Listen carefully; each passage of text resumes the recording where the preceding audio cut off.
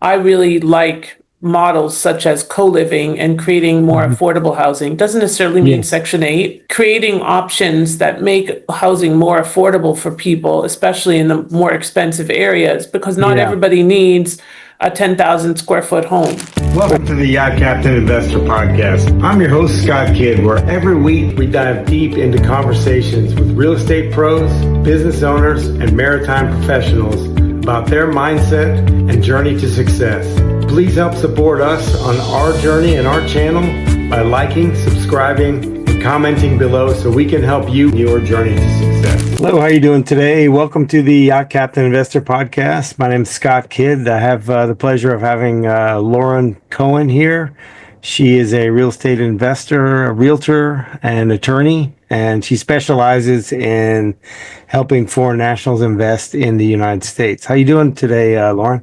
I am good. How are you? Oh, really good. Just for people that may not know you, tell us a little People bit. don't know me. There are people that don't know me. Imagine that. I didn't even know it was possible. I thought the whole world knows me. Yeah, well, they probably It's do. because I haven't been on enough yachts, so we're gonna have to Yeah, change yeah. that, I think. Yeah.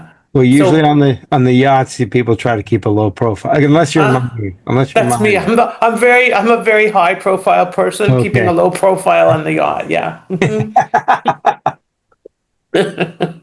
Nice. So, just for the one or two people that don't know who you are, I'll forgive you. Yes. yeah, just let them know. Speak Sure. directly to them, those two people. Absolutely. Okay. So for you two people that don't know who I am, have you been living under a rock? Anyway, hi, I'm Lauren Cohen. I'm an international lawyer, realtor, and an investment strategist. I'm also a best-selling author. A copy of my book is behind me in that picture. And the reason that I do what I do, or one of the reasons, is because my ex-husband, then husband, was actually deported on the way back from our honeymoon. And that was some crazy story. And that is what was the catalyst to me becoming an immigration lawyer, a cross-border specialist. I'm originally from Canada. I'm in Canada right now at this moment. I've been here for 2 weeks and I'm leaving in a week to come back to Florida. It's actually warmer and sunnier here than it is in Boca Raton, which is where I live. Hmm. And I'm a single mom and I have two really great dogs. Nice. Oh, very, very nice. We have definitely a very diverse background, and it's a pretty interesting story that led you to Yeah, specialize in immigration as an immigration attorney, you international. cannot make it up. You cannot No, make that up, well, you that's really usually can. usually there's a purpose and a story behind, which is usually pretty Correct. interesting. So, for people that are looking to potentially invest in the United States as a foreign national, explain a little bit about that process. Well, there's two types of investing. One is investing just for investment purposes to gain better, rates of return, better cap rates, get better cash flow, less restrictions like Canadians have a lot. It's very tenant friendly in most Canadian provinces. So Canadians love investing in the US because it's much more landlord friendly and you can evict people more easily. So it's much better for rentals. And also, of course, then there's the cap rates, which are generally higher. So there's all those opportunities. So it really depends if you're looking for cash flow, if you're looking for long-term, buy and hold, or and this is just purely investing, or if you're also looking for a visa, which then changes the gamut of what you're looking for and Yeah. how you're looking to invest, because we have to begin with the end in mind and have a game plan that's focused on what to do to get to that end game. And that's a really big deal because you don't want to start investing in long-term single family excuse me, condos or homes if your goal is to get a visa. So we create a strategy Mhm. around your long-term goal in the short term. So, say for instance, you were, say, a yacht crew that was from, say, potentially Europe, the UK, or something like that. How would you go about, say, you wanted to buy a property and you weren't interested in getting a visa, you just wanted to Hmm. invest, maybe Sure. have something more secure, like invest in, say, a property.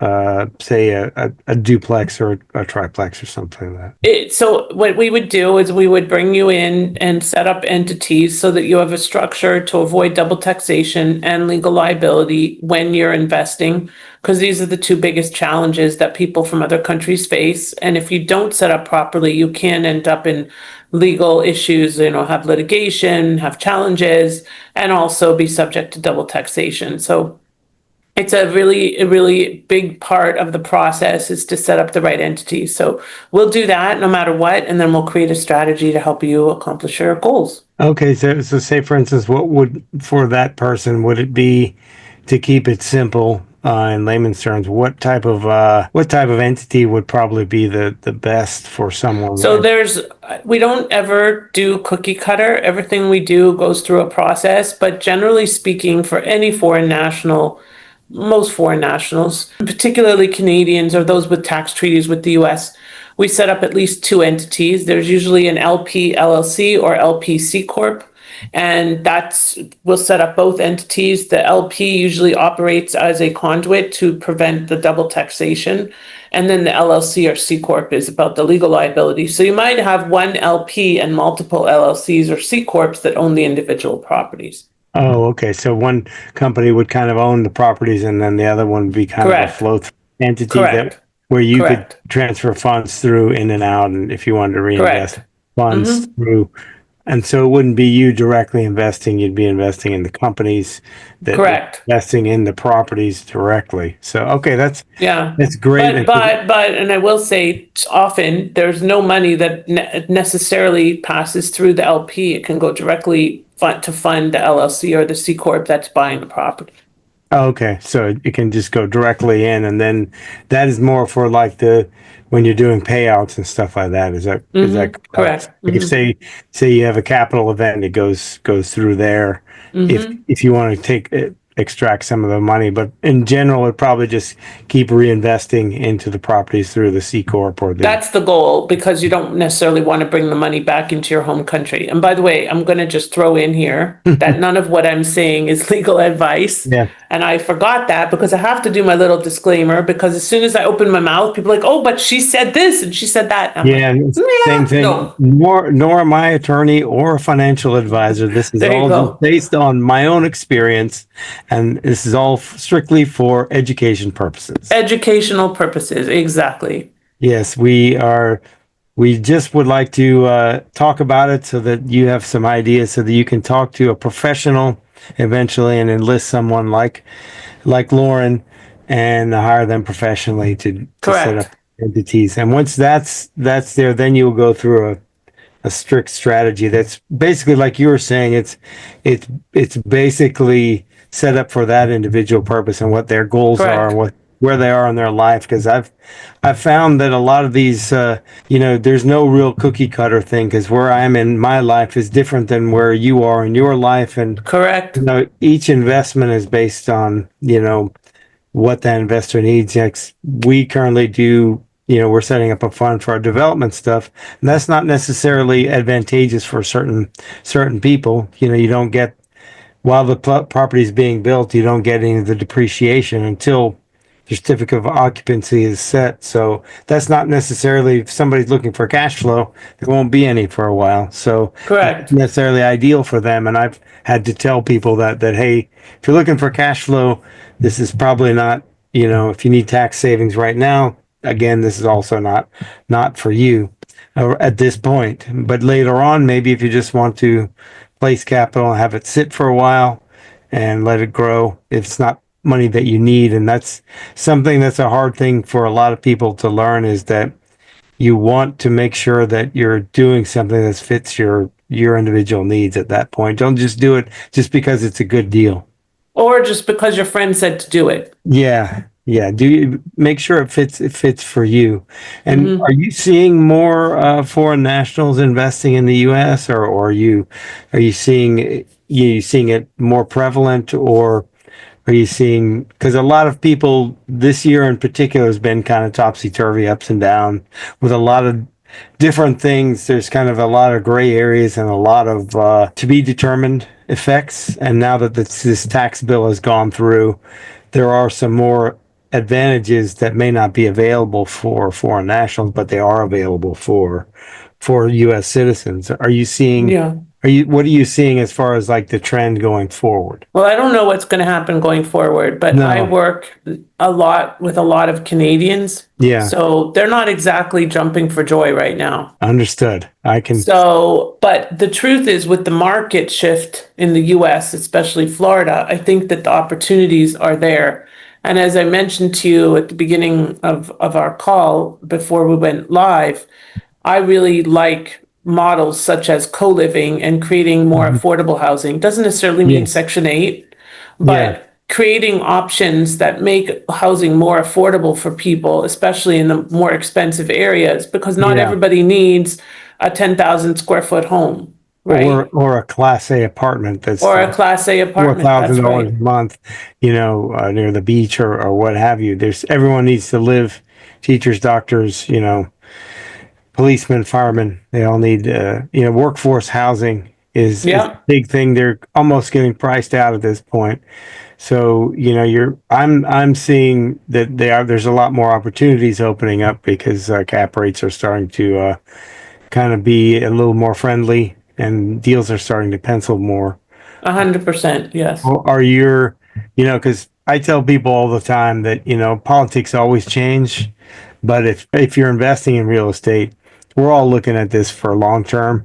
All the investments I have are going to outlast whoever's president or whoever 100% of the Congress or time. whatever. So Right. you got to think of it in that thing. What they do, chances are it's U.S. politics. Whatever this guy does, 4 years, the other guy's going to reverse it.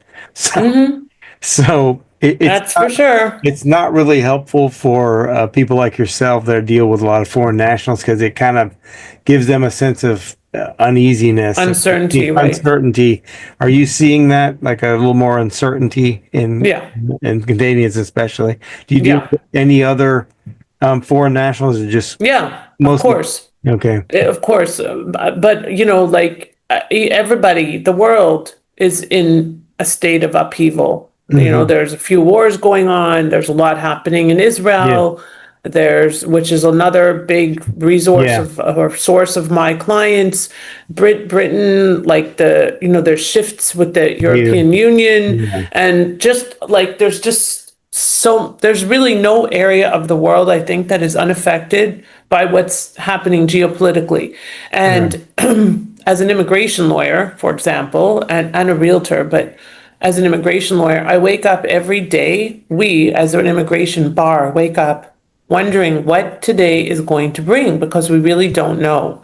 And Yeah. I have people calling me all the time. I have my green card. Can I leave the country? I have this. Can I go here?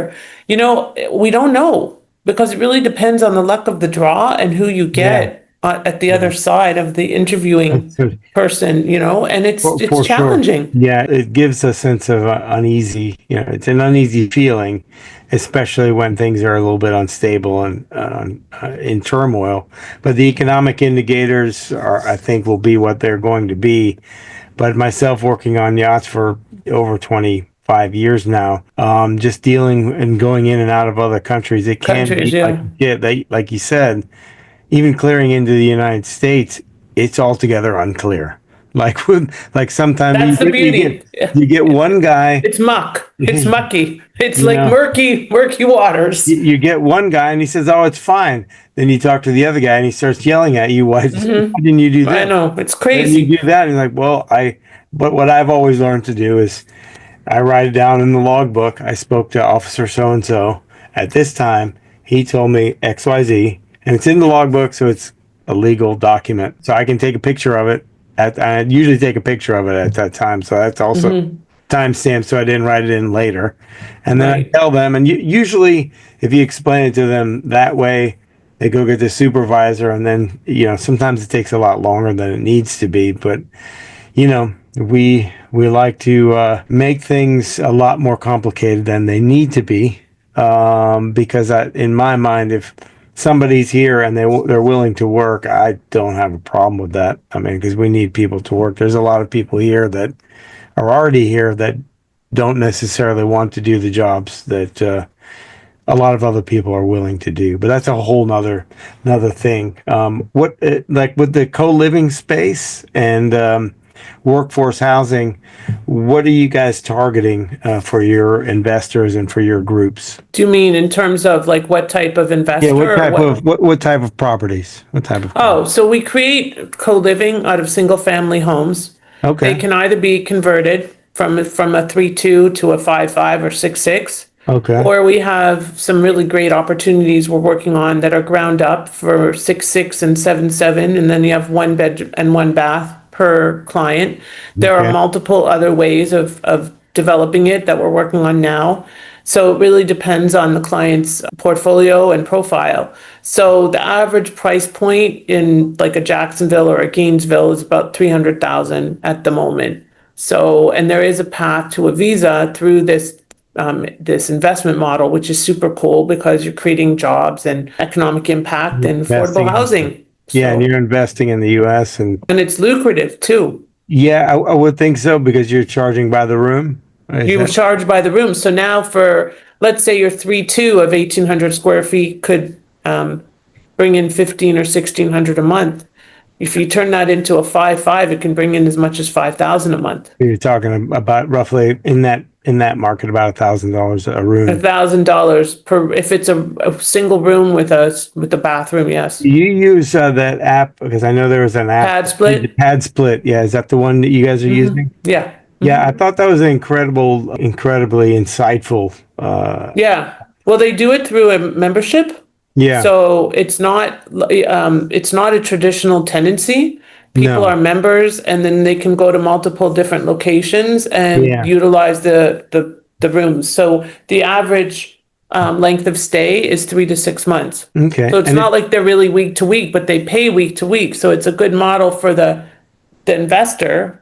yeah. And yeah, it just works. So do they sign like a 3-month agreement or anything, or I guess it's based on however much time they need it for? Correct. It's Okay. done by the week and then they execute, but they pay each week. Okay, and then so when they pay every week, and so it's not really a standard lease. It's kind of more of It's a not a standard lease. midterm, like a midterm house, Midterm, correct, yeah. midterm rentals and stuff. And so, how does that work? If you could explain a little bit more with Pat's, but subscription based. No, I cannot because I'm not with Pad Split. So Oh, okay, I don't know how the Pad Split model works. We pay them to utilize their platform. okay, But it is based on a membership. So unfortunately, I don't know that information because I didn't create it. But okay. that's how they work around a lot of the eviction rules and the tenancy rules is by Okay. having that membership.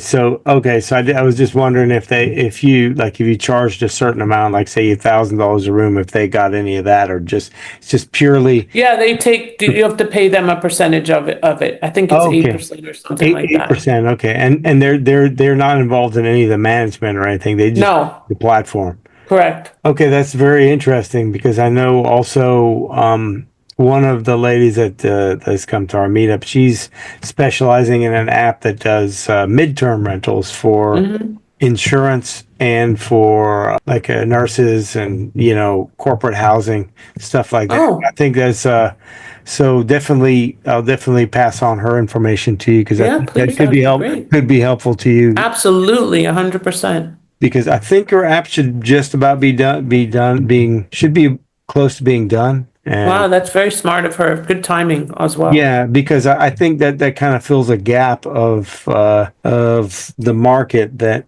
kind of needs to be filled, and because there's not really a lot of different players in there, and I think it would be very beneficial, especially what you're doing. So, do you set up your investors do you set up all the entities and everything, and you buy?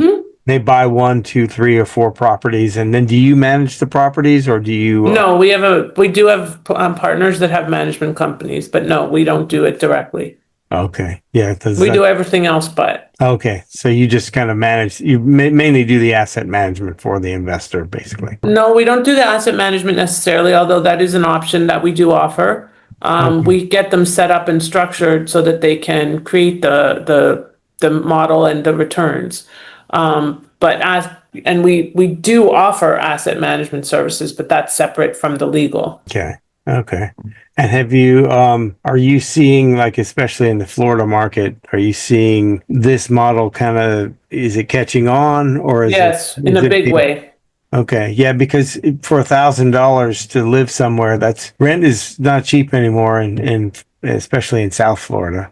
So this is not going to work in South Florida, No, it not to won't. this extent, because you're not going to get HOA approval, you're not going to get zoning, and the price of the land is going to be too high. Okay. So you may have a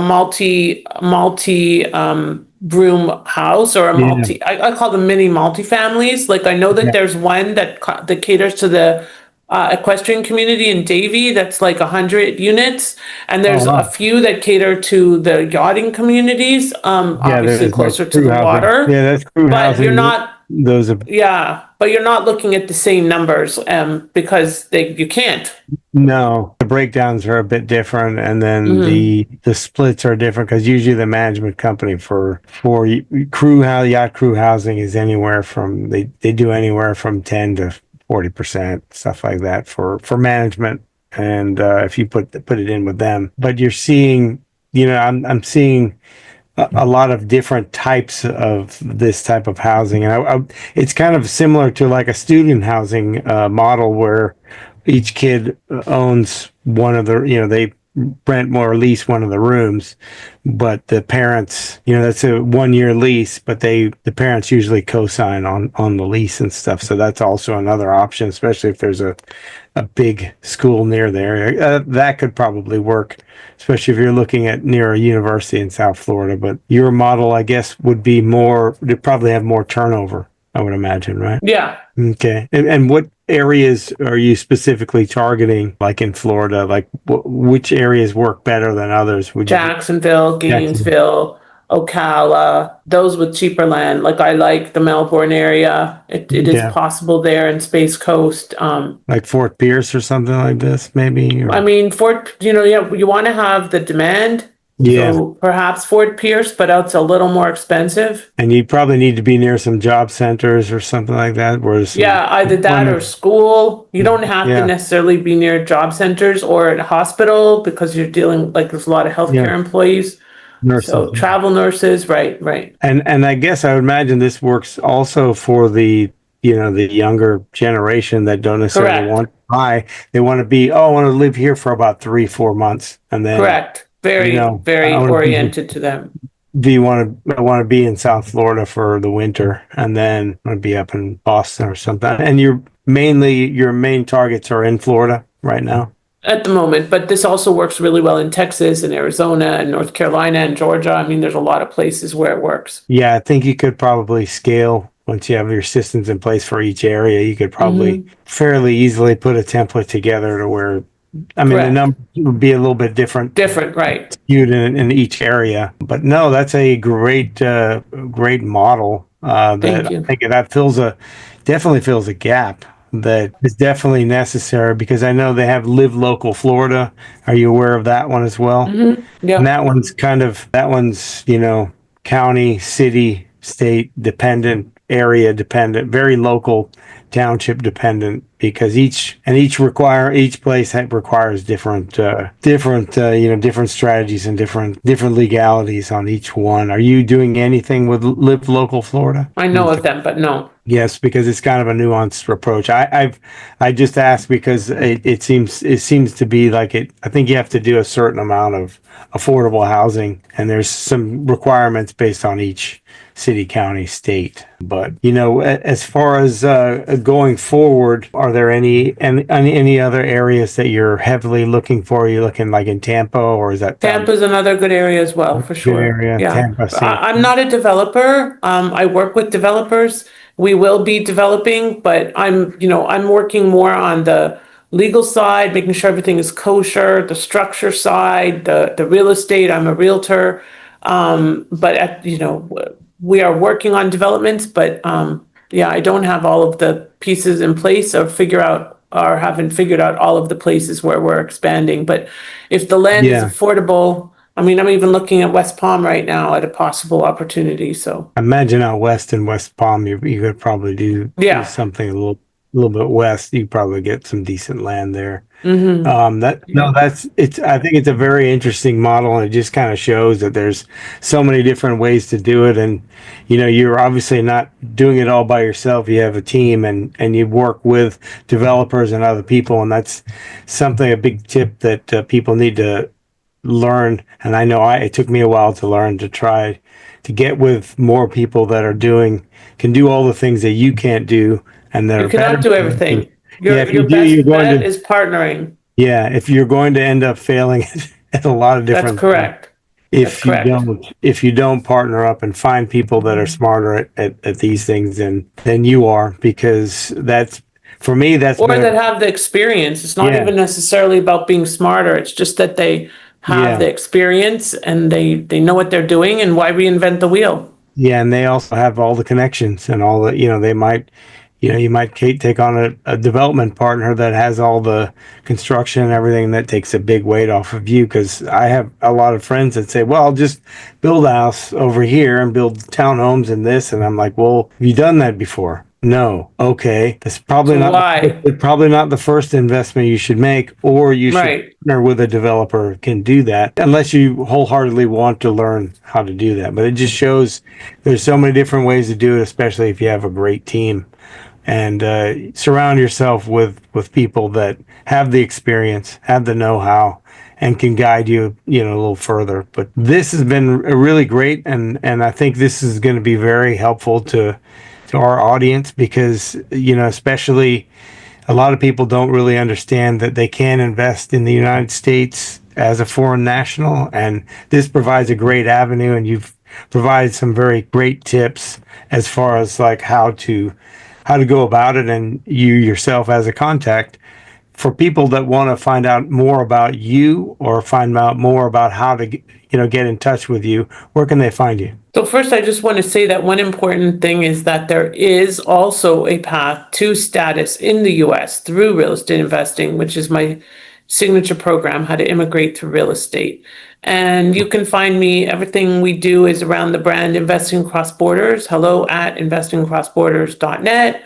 And on Facebook and Instagram and LinkedIn and everything, you can find us with that brand. And be my pleasure to speak with you guys about how to create the strategy from, if you're from another country, investing into the US. And I also help people invest in other countries, because we need to be broad and global and be able to meet people where they want to be. So I look forward to helping you. Thank you Well, for the opportunity, Scott. you're welcome. It's been a pleasure to have you on here, because people need to know that it's not as hard as you might think.